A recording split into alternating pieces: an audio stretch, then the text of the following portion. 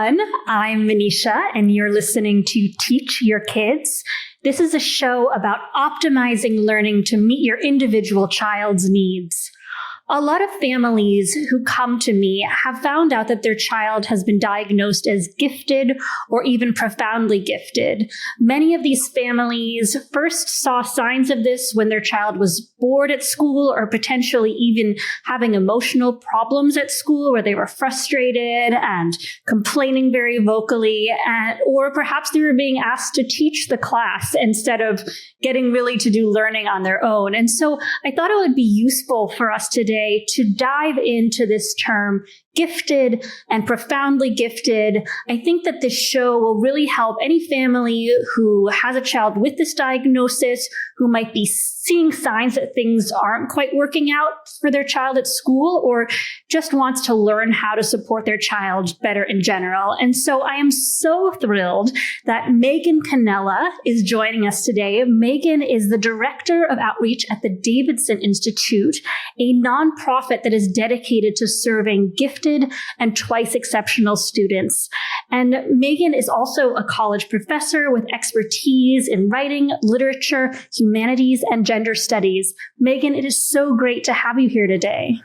Thank you so much for being here. I'm so excited to talk about this topic. Talking about gifted and twice exceptional children is one of my very favorite things to do, so it's great. Fantastic. So just to kick us off, could you tell us a little bit more about the Davidson Institute, what kind of work you do, and who you serve? So the Davidson Institute, we're headquartered here in Reno, Nevada. However, we serve families all across the United States. The Davidsons started the Davidson Institute in 1999 with just 15 young scholars. And our Young Scholar program is the program that I started working in when I started at the Davidson Institute in 2019. The Young Scholars program serves students ages 5 to 18 and their families. And really, the crux of that program is providing resources and connections to this broader gifted community, because it is a small but mighty community. And so it's easy, I think, for families to feel alone, or like you said, when they get a diagnosis, feel like unsure where to go. And so for over 20 years now, what we've been trying to do is help give families a place to start, help cut down on some of that 3 a.m. Googling, maybe. You don't have to reinvent the wheel. You can come to us. We can talk about what's going on, help families brainstorm resources or strategies that might help support them as they support their child. And since we serve students and their families from when they're real little at 5 all the way to like college applications, how families might use us and our services over the years ebbs and flows. And so maybe you're going through a tough time with school advocacy or asynchronous learning or social emotional development or any combination of things. And so you might come to some of our events or work with our family consultants to kind of navigate those moments. And then maybe there are times where you're a little less active. You're talking to families in our online community, things like that. And then maybe something else comes up and you're plugged back in, but we're here. There's always somebody to talk to. So. Wonderful. Parents need that support so much, and it's so great that you're able to be a resource for them. I was thinking, probably a lot of people listening today have a general sense of what giftedness is. They might have a gifted program at school, some sort of sense that maybe their child is learning concepts a bit faster than other children. And probably the term profound giftedness is not as, parents are not as familiar with that term. Could you help us understand what being gifted actually means and the difference between giftedness and profound giftedness? Sure. I'm glad to talk about that. I think there are a lot of misconceptions about giftedness. And as I'm sure parents listening can relate, gifted definitions vary school to school, district to district, all across the country. So it can be hard to know what you mean when you're saying that. And what we are talking about when we say gifted or profoundly gifted is really a brain-based difference.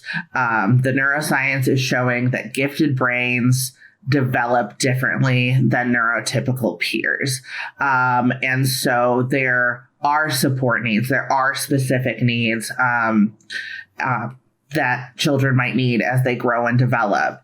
And giftedness, one of the measures of that is IQ testing. And so when we're looking at profoundly gifted, we're looking at 3 standard deviations above the mean IQ. So we're looking at like 145 and above. So that 99.9th percentile. And the reason the Davidsons decided to create this institute that focuses on this group is because they, in their research of different causes they could support, they really noticed that these students who were at like the extreme end of giftedness were not getting the services and supports that they need. So does that answer the question? Yes, absolutely. And I have so many more questions. Okay. So one thing that you touched upon is that the brains of gifted children develop differently. Could you tell us a little bit about how they develop differently? Sure. There are lots of examples of this, but probably one that we talk through the most and might be of most interest to parents listening is executive functioning.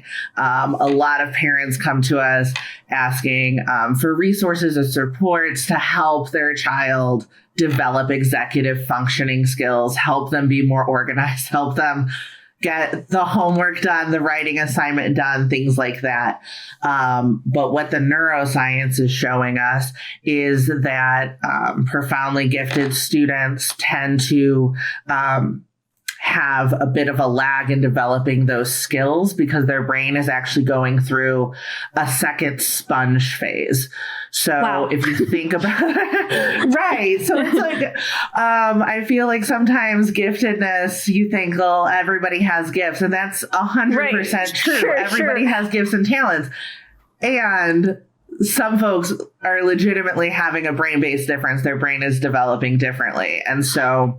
So what is a sponge phase? I mean, I love this word. So I think a good example to like make it more concrete is you see a lot of times in curriculums around 4th grade, writing expectations pick up. Students are expected to do kind of maybe a longer writing project, more independent work, things like that.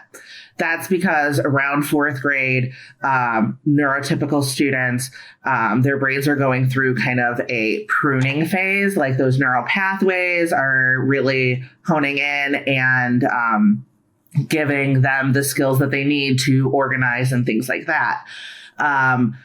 On the flip side, our wonderful neurodivergent gifted students are going through the second sponge phase where they're still just taking in all this information. They're not kind of organizing it yet. They're still soaking it all up.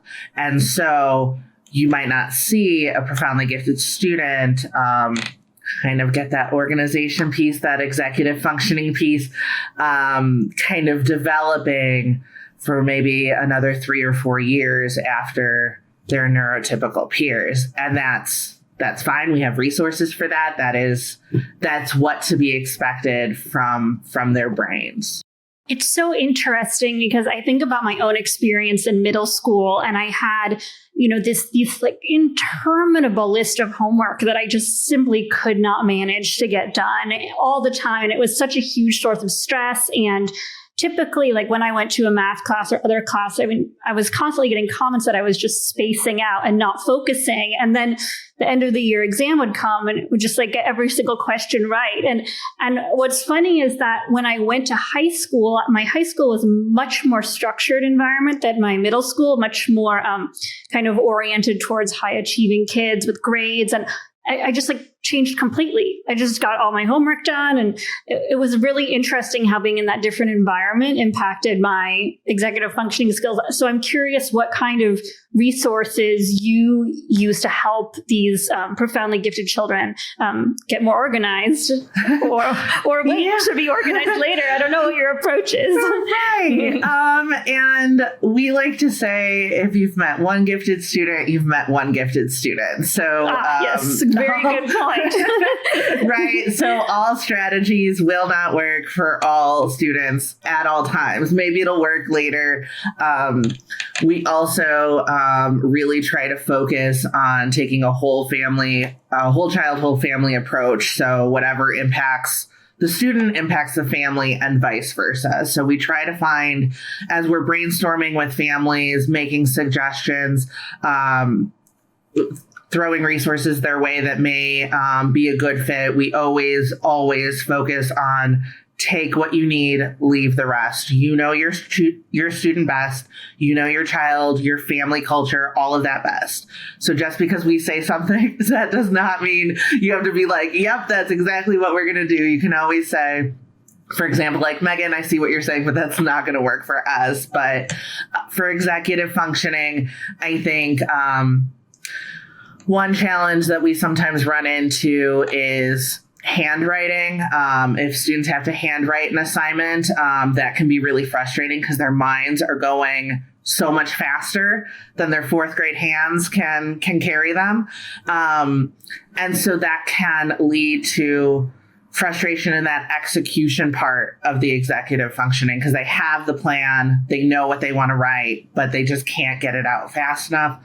So in situations like that, if that's the case, we might suggest like a speech to text option where the student's talking it out, it types up, and then they go back and edit it. If the student's on the younger side, maybe a parent can help kind of transcribe their thoughts. Or if the student can type more quickly than they can write, which is often the case, asking for an accommodation that they can type assignments. We've also seen over the last few years, certainly when everybody was doing remote learning with COVID, an overwhelm when it came time to like turn in an assignment, and each class would have a different Dropbox or a different platform or things like that. So in those cases, we would make the recommendation that not only do you bookmark the site your child needs, like on their bookmark bar in their web browser, but you also change the name of it to science or Tuesday classes or whatever the case is. Make that labeling clearer, cut down on the steps that they need to take. And so those are two kind of examples of the resources or the strategies we would suggest. But we also, for the families in our program, have created a lot of like different worksheets and tools that families can kind of customize for themselves to help with the scaffolding and things like that. Wonderful. Do you see ever, I mean, this is something that's kind of arisen for me recently, is like a bit of a stubbornness when it comes to doing work. I know that I had a family who really wanted their child to work with a gifted math specialist, and the child just like had a lot of resistance to even trying it at all. And is that something you observe, and how do you recommend parents navigate that? Yeah, I think students are resistant to things for a variety of reasons. Sometimes to use your example, math, the resistance is showing work. As you get into higher level maths, the expectation is showing work. And for a lot of gifted students, they're like, but why? I already have the answer here. Why do you need me to write it down? And so in those instances and many instances, we try to have the conversation with the student, explain like, hey, this is why we're suggesting you do this. This is why it's important. So if it's working with a gifted math specialist, asking the student what's going on? You love math. Why are you maybe concerned about this? What's the problem? And have them kind of explain. And this can be just like a casual conversation. Again, every family is different, but we tend to see success. It's hard to hit that casual tone sometimes. The kids are so on. You're like, so by the way, I don't care, but he's like, sure, no pressure, just really calm. Same to me, But if you're driving home from someplace, sometimes if you're not face to face and you're kind of side by side, that will open them up a little bit. So if you're a family that goes on walks or you're cooking dinner together or, maybe the setting can be a little more casual because sometimes if you're face to face, it can feel a little intimidating. And sometimes students just don't want to feel different from their peers. So that can be really hard in a case of like, oh, you're going to work with a specific tutor or you're going to have like a pull-out program. I know that's how a lot of schools do gifted programming. And that can be really hard, especially for younger students who are maybe coming into themselves and making sense of who they are within the class, within their peers, things like that. So if that's the case, there are lots of wonderful books like Survival Guide for Gifted Kids, Gifted Teen Survival Guide, things like that, that can help students kind of understand, hey, this is a good thing. My brain works in this specific way. Everybody's brain works differently. This is just a way to kind of support my growth and my learning. And sometimes that helps. I love that framework. And just going towards another dimension of showing work, one thing that I've observed is that sometimes gifted children will be reticent to give an answer. And I think this might have to do with perfectionism, but I'm curious to hear your take on it. So there's a family I'm working with, and they have a lot of tutors who generally are college students, and they're really wonderful role models. But she was saying kind of a difference between those tutors and someone who really has an understanding of gifted kids is they have better approaches towards eliciting answers and getting a response from the child. So I was wondering if there was advice you would give to parents or maybe young teachers on how to create a foundation where children are comfortable engaging, communicating, answering questions. Yeah, that's a great question. And I think a lot of times students, perfectionism can certainly be part of it, but students also sometimes have a hard time picking an answer. Their brains are going so fast and seeing all the different facets of a situation.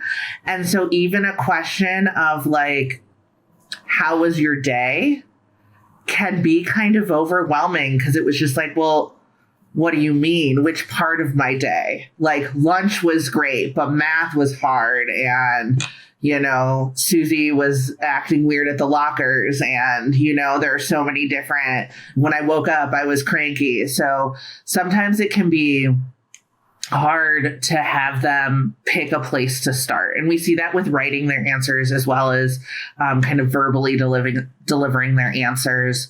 Another thing we see is just an I don't know. Sometimes it takes students a little longer to process. Gifted students sometimes have slower processing speeds compared to relative to all their other abilities. So sometimes it takes them longer to process the question. So in that moment, right after you ask the question, they don't know. So sometimes what we like to say is, well, if you did know, what do you think the answer might be? And like, well, if you did know, what do you think that could be?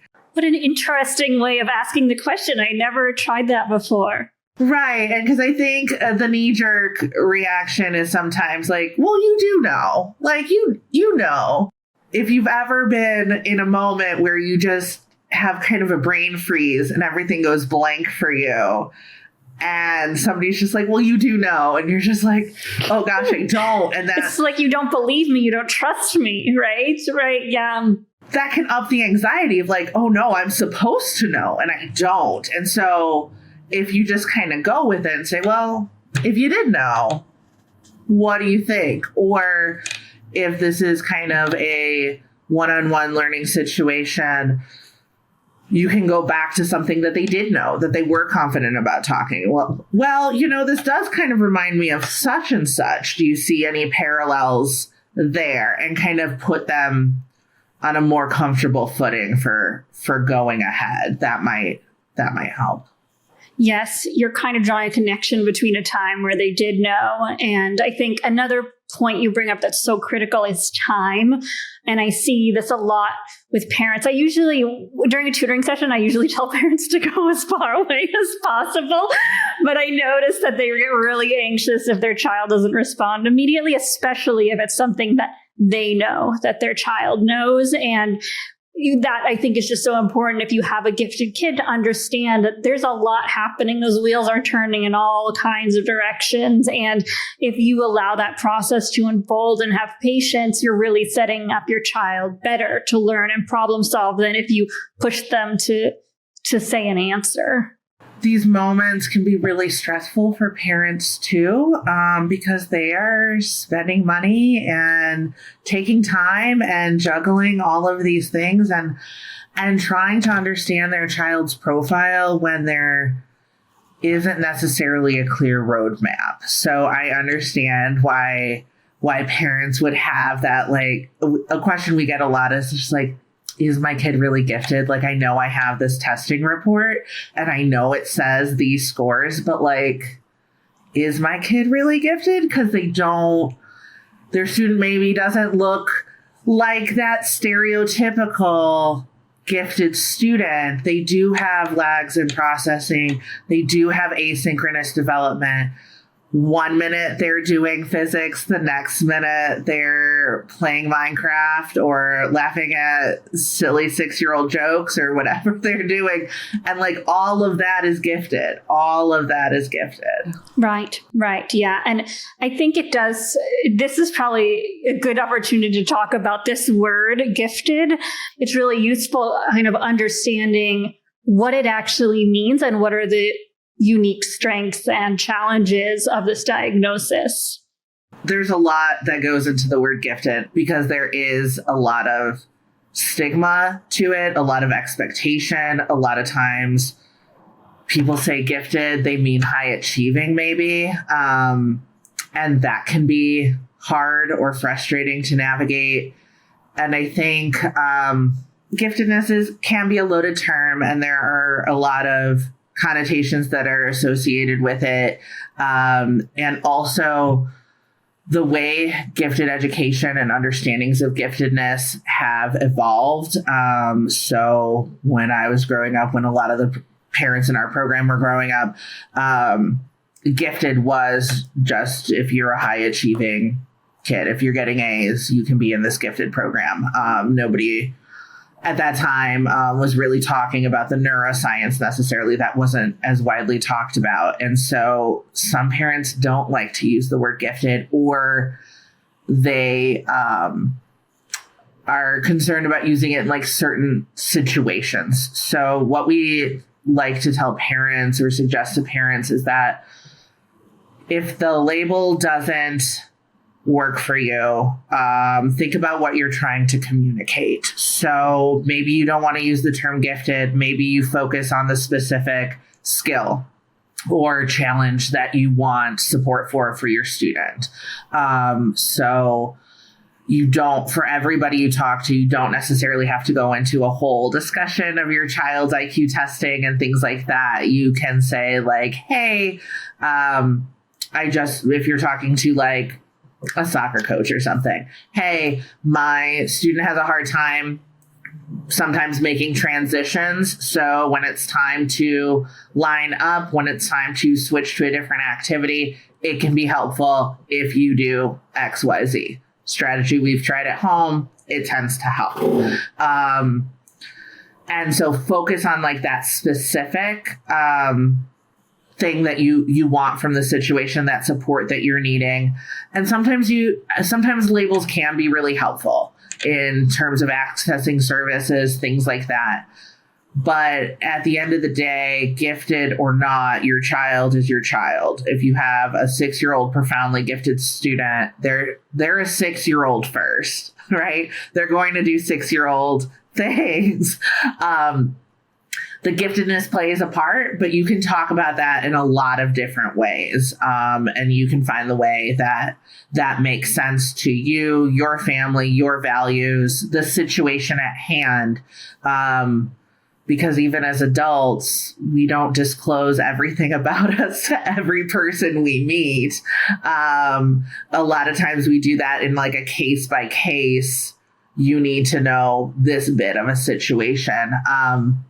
But we do encourage families to talk to their child about their giftedness, whether you use the term gifted or not, because students will notice when they're different from their classmates, from their peers. They will notice when there's a difference. And in our experience, if you don't help them fill in some of those gaps, they might construct their own narrative. And a lot of times it's not the most generous narrative. Then you get these little pure children saying that they are bad or lazy or stupid or any number of terrible things. And that's not true. It's just their brain works differently. So I think there's a lot of power to the gifted label, and there's a lot of power in just finding the words that work for you and using those as you advocate. I love that. And I think it's, if you want to brag to your parents that their grandkid is gifted, please go right ahead. But if you're trying to support a tutor or a teacher or a caregiver in helping your child, it definitely is more useful to talk about traits and how they process information. And you give them information that will support them, because this diagnosis is so misunderstood. And I really love the idea of talking to your child about how their brain works, because I think that probably the best way that you can support your child's learning is to help them understand how they're a learner. I mean, that's how growth mindset and grit works, is that you're not being praised for being smart. You said, oh, okay, you studied this in this certain way and it was effective. So this approach works well for you. This approach, maybe not so much. And I think it's a really important way for families to engage with their children. Yeah. And I think, like you said, talking to a care worker, a tutor, a teacher, anything like that, telling them what the support needs are, what the characteristics are, how your child likes to learn, the pros, the cons, the strengths, the challenges can be helpful. Because like we said earlier, you meet one gifted child, you meet one gifted child. So every gifted child doesn't need the same thing. Just like every student with ADHD or autism does not need the same exact thing. And to your point about like bragging to grandparents, to any parents out there who are listening and feeling like, oh, my parents are the ones who are saying like, no, my kid's not gifted. They're just misbehaving. Like, don't worry, you're not alone. Because again, when we were growing up, that's not how things were talked about. So your parents or other relatives might be saying like, oh, well, that's just how you were as a kid. Well, neurodivergence is, hereditary. So you might be gifted too. And that might be why you were acting that way as a child. So if you're getting pushback from your family, don't worry, you are not alone. You can use these same advocacy strategies that you do with schools and things like that with your family, talking about the behaviors, talking about, oh, my child has sensory challenges, so we brought their lunch with them. They're not going to be eating like the holiday meal or whatever because we decided that this is a better fit. You can advocate with your family too. Yeah, I love that. And it's such a gift that in this day and age, we have so much more information and resources available. So why not take advantage of that and help support our child's learning and social emotional development better? Love it. So you've kind of alluded a couple times to different types of giftedness. And I've heard a theme that every gifted child is different than every other gifted child. And so I certainly embrace the a million nuances. But could you perhaps, there's such great information on your website website about this, but maybe you could just give us a sense of the different archetypes you see when it comes to gifted children. Sure. And I think especially when you get towards profoundly gifted, there are certainly students who are kind of high achieving and can do school well and things like that. But characteristic for a lot of our students is that school is not a great fit for them, and that their families have to try and find a few different schooling options, things like that. So sometimes it can look like underachievement because a student's just not engaging in school because they are bored or unengaged.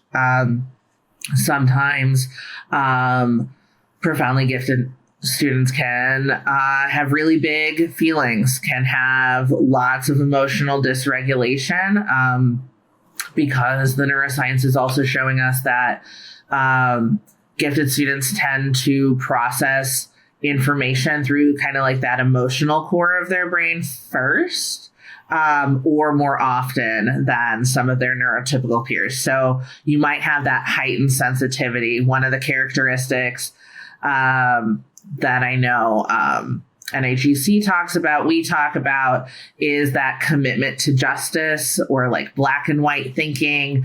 So if you have a child who is just, they can't watch the news because they get so overwhelmed by it and the injustice of things. I've worked with a student who couldn't watch like a lot of movies that were geared towards children because a lot of those movies talked about bullying, and they just couldn't understand why that would even be in a movie. And the parents were trying to explain like, hey, it's teaching a lesson. It's like, but the student was just like, well, no, why would anybody even need that lesson? Because we know that this is wrong. And they would get so upset. So sometimes that is an indicator. I think a lot of folks are often looking for like, oh, my student's getting straight A's and working so far ahead. That can be an indicator, but some of these other behaviors are as well. A lot of the students in our program are working 2 or more grade levels above. So like that's the kind of, whether they're formally accelerated in school or not, like that's where they're working and they're learning. And so there's kind of a myriad of characteristics, but I would think that a good way to kind of synthesize it is those kind of extremes. If you're noticing really big emotions, really just a hard time understanding why the world works the way it does, maybe they have a lot of energy, they don't sleep a lot. That can sometimes be part of it just because their brain keeps going and they can't wind down at night. That's something we hear a lot from parents. Those are some of the key ones. Yeah. This is just so fascinating because, the image that comes to my mind when I think of a gifted child is, super nerdy and disembodied almost. And that a child would actually be more emotional. I did not even realize that was what was happening is they're processing with their emotion before they intellectualize. So that's such good information. And I think these are just really good things to think about, like that justice, like this is right and this is wrong. I just don't understand why people aren't following the logic or having these strong emotional responses or even perhaps being lazy. I think that sometimes these gifted kids are labeled as lazy because the work isn't stimulating to them or for whatever reason. And I think if there's ever something extreme in your child like that, before you start labeling your child as having a character flaw, getting more information and support around it is really the way to go.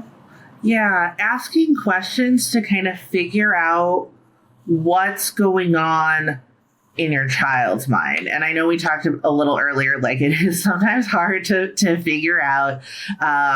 They're not always going to say like, this is exactly what's happening to me. But I think kind of touching on that lazy piece, a lot of students can kind of be labeled that way. And Devin Price's book, Laziness Does Not Exist, is like amazing, and I cannot recommend it highly enough to everybody. But what Dr. Devin Price talks about in that book is that laziness does not exist. There's something else going on. As adults, if we're not, washing our sink load of dishes, like there's something getting in our way. It's not because we're just like, what would be great to never have a clean spoon again. Your child, to quote Ross Greene, kids do well when they can. If your child is not turning in work, if your child is having these outbursts and you're just like, what is going on? Something is going on. And it might be worth talking to them, talking to other parents in the community, tapping into your pediatrician even. And I think that's like an overlooked resource. People jump to, I have to get this really expensive testing and everything done right away. Your pediatrician might be like a good first step to see like, hey, what is the road I should go down? Thank you. That was exactly what I was going to ask next is if something is happening and parents suspect that their child might have this diagnosis, is that the first place you would look, going to the pediatrician? I think that's probably most accessible for a lot of folks. So that might be a good first place to go.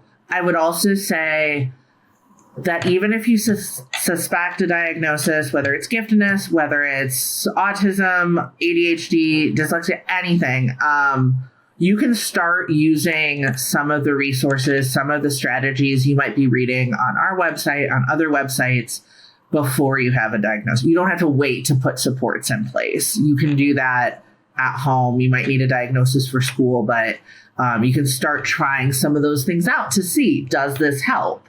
And trust your parent gut as you're doing that. But yeah, talking to your pediatrician, talking to your school to see what kind of assessments or evaluations might be available. And then from there are certainly private testers and things you can work with. I know that can be really expensive and cost prohibitive for a lot of people, most people probably. So then you can always ask your tester if there is like what the payment options are.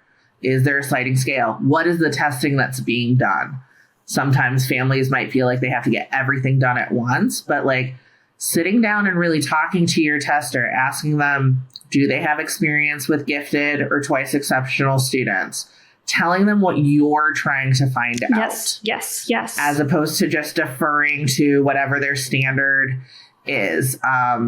Every tester works a little differently. The way they administer tests, the scores that they provide, things like that can vary. So letting them know what you're looking for can change that picture.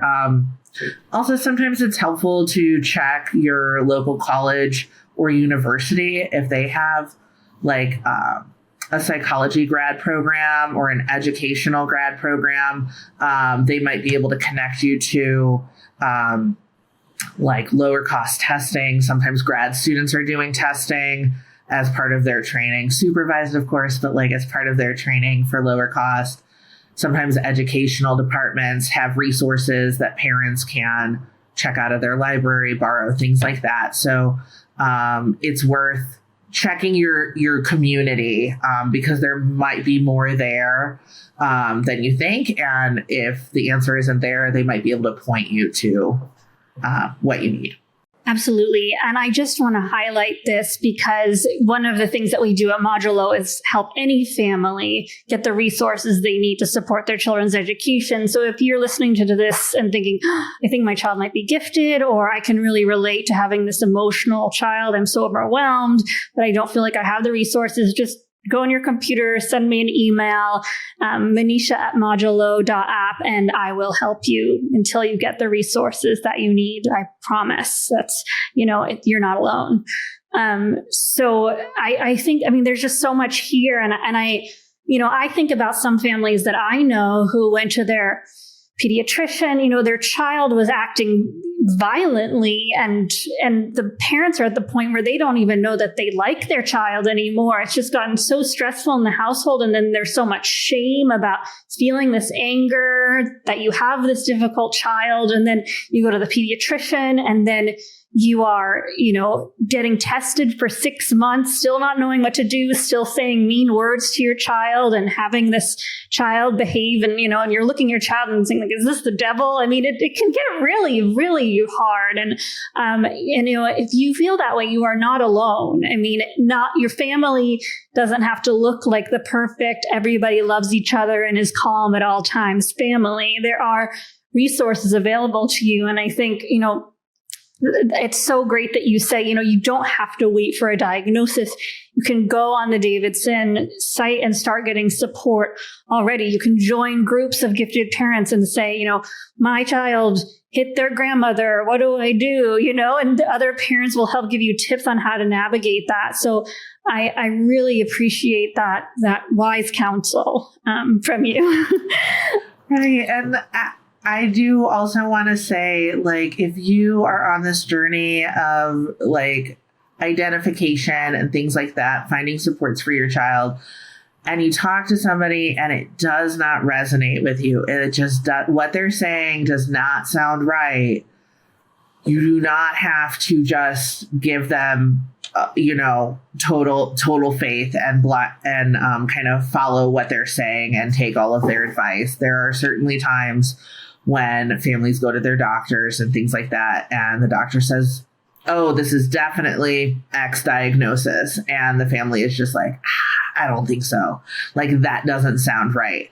So you can file that away as like, this is information I have, and I'm going to go out and get other information too. Because giftedness, and especially profound giftedness, can look like a lot of things. When you look at, and I know there are some resources on the Davidson Institute website that talk about this, when you look at the list of like ADHD characteristics next to the list of autism spectrum characteristics, next to profoundly gifted characteristics, you might be saying, what? I don't know which way is up. And that's okay. Because you can start supporting whatever that characteristic, whatever that support need is. And as you support it, as you start helping your child in that area, you might be able to tease out a little more of what exactly is going on. Absolutely. You can start trying things and see how they work. And, I will say at this stage, I think I've taught over 3,000 children in 3 countries and all different kind of learning issues. And I have so many friends who are different types of specialists, doctors, etc. And this is not mushy. Parents really do know their children best, and that the intuition is very strong. You're around your child much more than the specialist who meets with them for an hour. So you know all these different pieces. And the other thing is that your child, not if they're adopted, but your child does share your genetic material. And even if they are adopted, you're the one that they're modeling. So you also know yourself and how you struggle. And there's a really big chance that your child is struggling in a similar way that you struggled. So I think one of the worst things that parents can do is kind of abscond their authority to a specialist. If you think that someone says something that you disagree with, you probably are right. And even if you're wrong, you need to ask the questions to get the bottom of it. And just like we have to advocate for our health, we have to advocate for our children. That's just how the system works, for better or for worse. So just really don't discount your intuition and your experience that you have with your child. 100%. And I think when we say advocating, I do a lot of the advocacy resources and advocacy events in the Young Scholars Program. And when we say advocate, it can seem like such a big, overwhelming word. Like you have to learn how to be an advocate, or there's a special way to do that. And I just want to emphasize to parents, parenting is advocacy, right? When you make just an annual checkup appointment for your child, that's advocacy. You are working to support their health and wellness, right?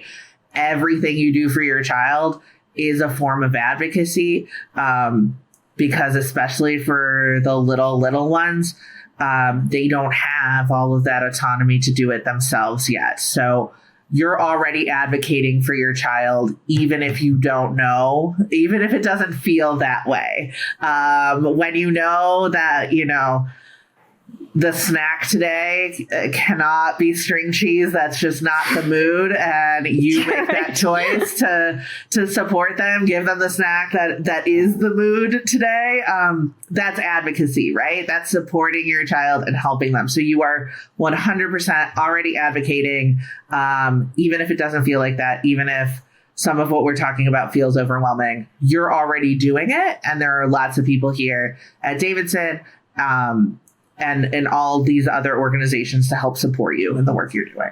I love that. So before our time runs up, I do want to go a little bit deeper into the perfectionist archetype, because this just comes up so much in my work with parents who have children with this diagnosis. And maybe I'll share with you what I tell them, and then you can round it out with some better advice. But generally, a parent will say, okay, my child is afraid to answer a question because they're afraid to get it wrong or something like that. And, what we see happens, especially is if a child is in school and they get a lot of praise for getting the answer right, they can start developing a fear of getting it wrong, or just a general perfectionist attitude that might interfere with their learning. And so the first thing I usually tell parents is to start by modeling a growth mindset. So if a child is a perfectionist, it might be that a parent is also a perfectionist and afraid of making mistakes. So I just encourage parents to start celebrating their own failures. Whenever, if they get something wrong at work, just kind of call attention to say like, oh my gosh, I'm so happy I got this wrong because I learned something from it, or oh my, kind of modeling grit, like, wow, I'm really struggling with this, or I struggled with this and I failed so much and then I got it right. I feel so happy I put all that work in. And then drawing attention to the times when your child is not being a perfectionist, like calling out, oh, wow, like I love how much thought you put into that problem, and how even when you didn't draw that picture correctly the first time, you tried again. That was so cool, So what are some techniques that you suggest when this little perfectionist tendency arises in children? We definitely talk through a lot of the same strategies that you talk about, because I think modeling is so important. A lot of times, parents will express to us that they're trying to get it right. And that's understandable. And 100%, you want to get things right for your kid. And if you're always getting things right, they don't see what that's like to struggle or to keep trying. Another thing I say is like, nobody likes to fail at things. And so if things are coming really easy to your student, especially at school, they might not have that practice yet. So it's also a matter of practice, because as adults, we've had ups and downs and opportunities to fail, and to know and to see that big picture, to know that this one spelling test isn't going to define your life. But I remember when I was little and couldn't spell doesn't, I thought that was really going to break me. I can spell it now and everything's fine. But at that time, I didn't have that kind of big picture thinking.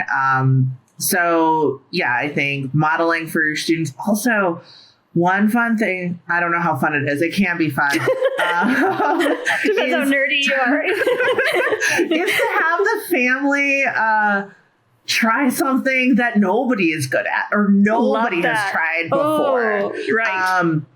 And that way everybody is learning, everybody is practicing, everybody is kind of working through something that's like awkward or doesn't feel great. And sometimes that can be a low stakes way of doing things. We've also had it where one strategy we used for a family was like drawing with chalk on the sidewalk and then erasing it. than just erasing it and trying something new. So that kind of, we're just going to keep trying. And that's the activity, is just trying. We're not looking for a finished product. An image comes to my mind of this dad I know who's one of the leading AI researchers in the world doing ballet at his daughter's birthday party. I mean, classic, right? That's so exactly great. It. Yep. His moves are lovely. And then another thing I hear a lot is that my profoundly gifted child needs a ton of intellectual stimulation. And I kind of feel a little divided about this because I have read a lot about how boredom helps fuel curiosity. And so I'm curious, is it true that gifted children need more mental stimulation? And how do we provide this to them, if so? Yeah, I think that's a great question. And boredom is something that comes up a lot because gifted students can be bored in school. And then parents will say something like, well, you need to learn how to be bored. And true, but if we're bored as adults, we can just go and do another thing. And students in school don't always have those options. So I think it might be helpful to think about how you're providing that constant stimulation.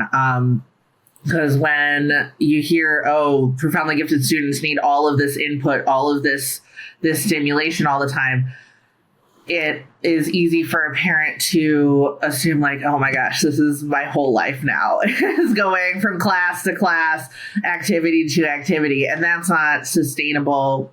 Like we say, whole child, whole family. That's not sustainable for the whole family oftentimes. So one way to do that is maybe picking up a homeschooling strategy called strewing, where you leave different activities and things around the home. As your child gets older, or depending on their maturity level or level of independence, we've also had parents put together an activity jar or activity box. And it's okay, well, if you're feeling bored, go over to the jar, pull out a popsicle stick. On the popsicle stick, it has a thing on it that you can do. And our director of family services, Laurel Griffiths, she always says, make sure some of the things in the box, some of the things in the jar aren't fun things. So maybe you pull one time, you got to go clean your room. But another time it is an extra. There's a risk there. It's a thing you have to do. Yeah. But maybe some of them is you get extra ice cream after dinner or extra screen time, or it is a big get. And sometimes it's just a middle of the road kind of thing. Yeah, I like it also. It kind of diminishes the choice fatigue that gifted children can get when you say, what do you want to do? I think often a gifted child will just freeze up, but it's okay, reach in the jar. This is what you're going to do. And I think it's a really critical distinction between constant entertainment versus having these tools around you and having the agency to choose. Because when we look at a school environment, children have very little agency, and it might be everyone is taking the standardized test and you're bored and you don't want to take it, but your teacher won't let you, solve this Rubik's Cube instead, or, so I think that a home where you have, lots of books and children can read, and when they choose to read that book, they're taking agency over their own learning. But when you're just schlepping them around to activities and, terrified that they're going to get bored and feel like you need to entertain them all the time, you're actually depriving them of that opportunity to take agency over their learning. So when we think about mental stimulation, I really love this idea of strewing. I'm actually going to include a link to a blog that a parent from KQED wrote about it. But it's a really great way of thinking about this. And also, you need time to yourself too. And so strewing can be a great way to kind of occupy your child for a period of, 2 or 3 hours while you work. So cool. You can have them help pick some of the activities that go into the box or jar or wherever you're doing this. So that's another activity for them as well. And sometimes it's just a matter of finding out what kind of input your child needs. Sometimes they need a lot more just physical output or input and stimulation and activity. So then maybe after school, they run around the block before they do the next thing. Sometimes it's like, okay, let's race to go do this. And if you can work in whatever your child needs in these little moments, I think it can take some of the pressure off while having a really big impact on them. Yeah. How important do you think it is for gifted children to be surrounded by peers who have similar intellectual abilities as them? I think that's something that does vary from child to child, but think of us as adults. We form our friendships based on common interests, right? And a lot of times school-age children, especially if you're in a traditional school, they're grouped by age. All of my friends are not the same age. Right. When I meet a new person, I'm not just like, what year were you born? Is your birthday before or after September? Well, I can't be your friend then. So a lot of times we do find that gifted children, like the friendships of gifted children tend to almost mirror the way like adults make friendships, in that you have friends from maybe you have a couple friends from school, maybe you have a couple friends from the neighborhood, maybe you have friends from the math circle you're a part of, things like that.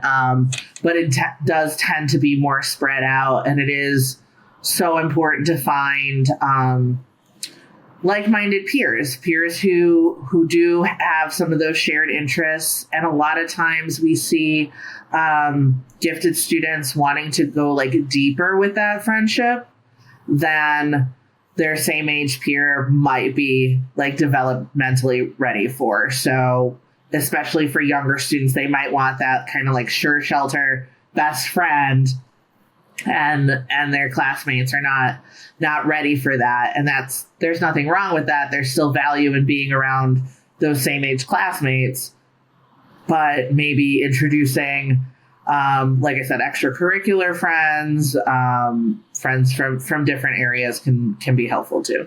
Yeah. And in the homeschooling community, there are groups for gifted children where you can connect with peers in that way. Wonderful. So, I'm curious because we've heard a lot about some of the challenges of having a gifted child, especially, one thing I really resonate with is the emotional challenge, and sometimes even anger about things being right or wrong, or just plain weird behavior. The devil child, and I'm wondering if maybe you could highlight a story of perhaps a child in your community who came with a lot of emotional challenges and is doing great today, just to give us all a little hope and inspiration for the future. Yeah, of course. And I think that happens for so many of our kids, because when families come to us, a lot of times it is in that place of just like, I don't know what's going on. I don't know what's happening. How do I support my student?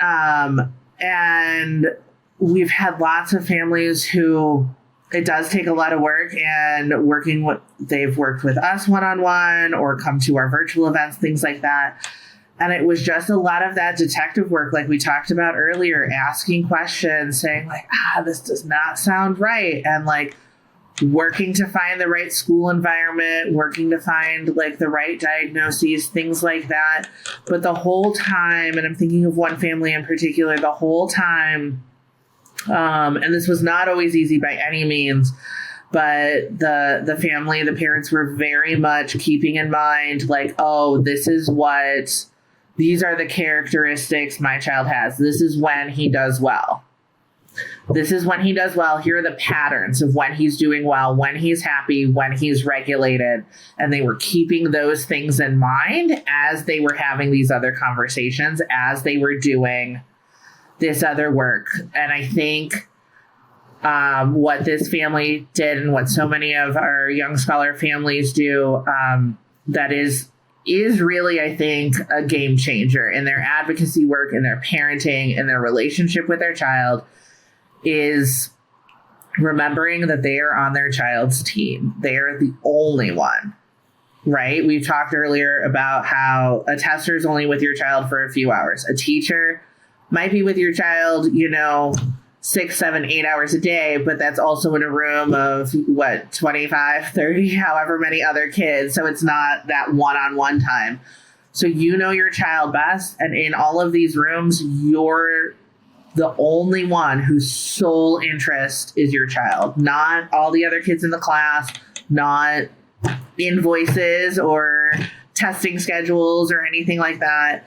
And so knowing that they were on their child's side and doing this work to help find their child the support they needed to be like happy and healthy and everything, I think kept both like the family unit in a more positive spot. And again, it was lots of ups and downs. So it was not always like happy. Everybody wasn't all smiles, but that idea that it is not you against your child, it is you and your child navigating everything else. And I think that can be a real game changer, because then you are able to look at what's going right. I think if it's a, how do I fix this situation? Then that can lead to an impulse to fix your child. And that's not what needs to be done. It's like a support situation and finding the environments and rhythms and things that work for your child. So I think, yeah, keeping that in mind, seeing what is working, really celebrating that and holding on to that as you do kind of the bigger picture work. And this child is doing well today. They're happy and regulated. And they're happy and regulated. And when they are not regulated, there is like a clearer path forward and things like that. Because I think a lot of this process is gathering information and sensing the patterns. It's very much detective work. Like, what are the patterns? What are you seeing? And so that's like a number one thing we talk about. Like, when is this behavior happening? What is happening kind of alongside that behavior, like before or after it? Is it a certain time of day? So once you can start dialing into like, when is your child regulated? When are they happy? When is the household a little more peaceful? That starting from that point, as opposed to starting from those tension points, those hard points, and then trying to detangle that, start with what's already working. I'm sure that there is something that is working somewhere, and starting there and going out, I think, can shift the perspective and can help.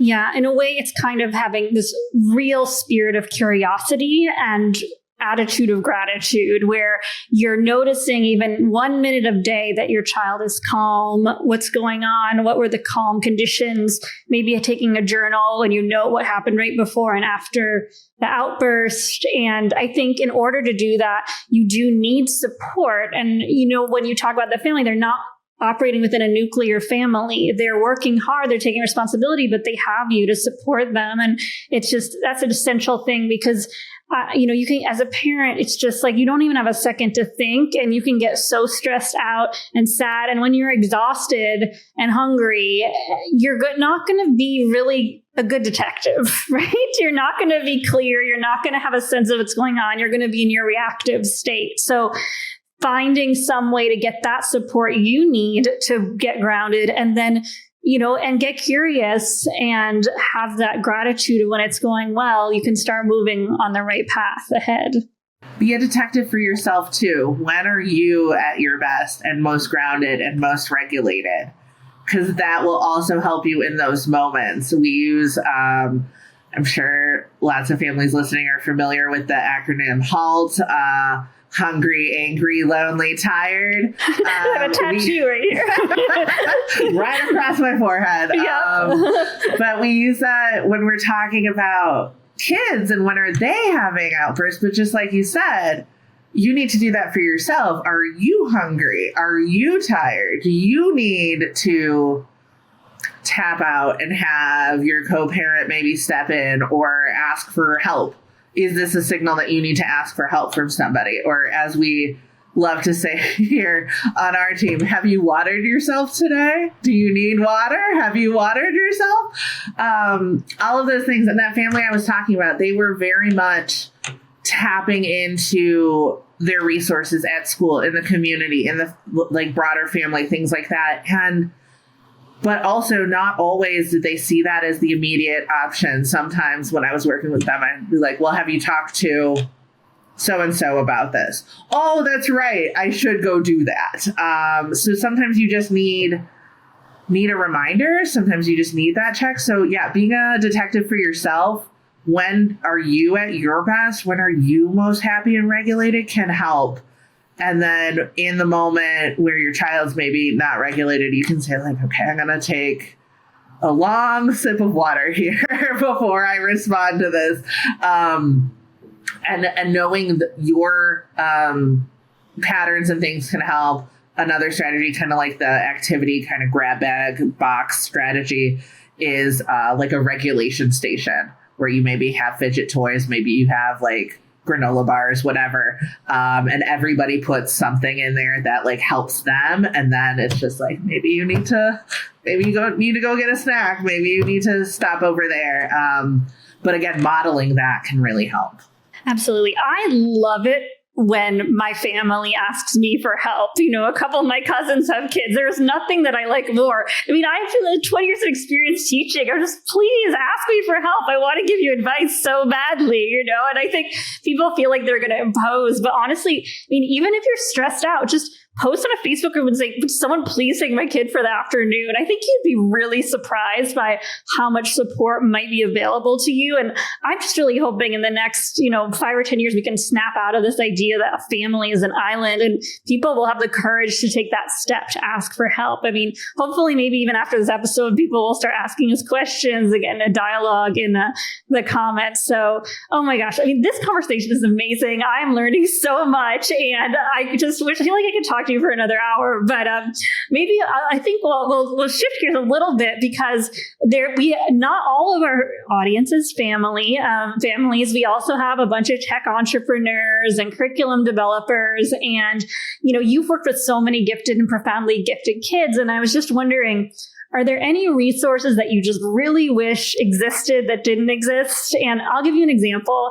I feel like a lot of our kids go through these K through 8th grade math apps in 6 months. And then there's these kind of like silly kids that are ready to learn physics, but they don't really want to listen to a college professor lecture. And I just really wish someone would build a really fun calculus app for 8-year-olds. Is there anything like that? I mean, it doesn't have to be a math app. It could be social emotional, or what do you wish there was more of? Or maybe you can suggest to people here what they might build. I think if there was a fun calculus app, that would be so exciting. People would be so thrilled. I think one of the things I see a lot of is that need for input and like gamification, right? And so the more kids can engage with topics that they're interested in like adaptive, fun ways where like the program meets them where they're at, as opposed to having to slog through a bunch of like easy, boring questions just to get to that challenge question. I think that would be wonderful. And yeah, anything that is fun would be great. Anything that's fun. for the younger kiddos, especially because they want to work at such high levels sometimes, and sometimes those programs or curriculums are just not as exciting as they want it to be, and that's hard, and I get it. Well, we need to use AI to like take those MIT courses and turn them into fun animated characters or something like that. Yes. I think that would be fun. So. Yeah. Do you have any, I mean, I know people are going to want to know this. Like, do you have any favorite apps or curricula that you like? There's so many, but... There are so many, and we actually have on the Davidson Institute website, if you go to the little search bar and you just type in like online math comparison is a good example, that will come up with like a whole list of math programs that kiddos in our program have tried and really liked. And we also have it for language arts, science, foreign language, social science, coding. So those are a lot of the programs that profoundly gifted kiddos have have found success in. Again, like not every program is a match for everybody, but this is what we've gotten feedback on and folks have really liked. So. Okay. What a great resource. Wonderful. Wonderful. Megan, so I ask every guest the same question. I feel like at its core, this show is about a passion for learning. Is there something you're learning now that is totally unrelated to anything we've talked about today that you might want to share? I am so glad you asked me this question because I've been talking to everybody about it nonstop. Oh, fantastic. Over the summer, I started learning violin. Love it. Good answer. When I was in the 4th grade, I read a short story about a girl who played violin, and I just thought it was the coolest. And my school did not offer violin, so I played the clarinet instead. But I was just like, wait a minute, I'm grown. I can learn this probably. And it is hard, but I can play Jingle Bells and I'm learning Ba Ba Black Sheep and I'm very excited about it. Oh my gosh. We'll have to have a performance sometime on the show. Right. I think I'll be playing at the Davidson Christmas party. So fantastic. Oh, that'll be great. Wonderful. So this has been amazing. I've learned so much. If parents want to take advantage of Davidson Institute, what's the best way to get started? Where can they find you? The best way to get started is just to go to davidsongifted.org. That is our website. It lists all of our programs. And the Young Scholars program is the program we've talked a lot about today. The application is open until November 3rd. And then we have a tiny break and then we open again in January. So if you go to our application page for Young Scholars, there's also information about our upcoming application Q&A. And if you have any questions about Davidson programs at all, you can just email us at outreach@davidsongifted.org and we'll get you an answer.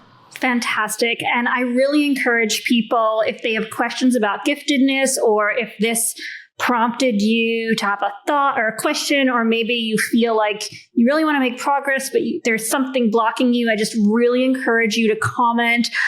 We usually have a blog that goes out on our Substack. People can ask questions and we will be there answering any questions you have.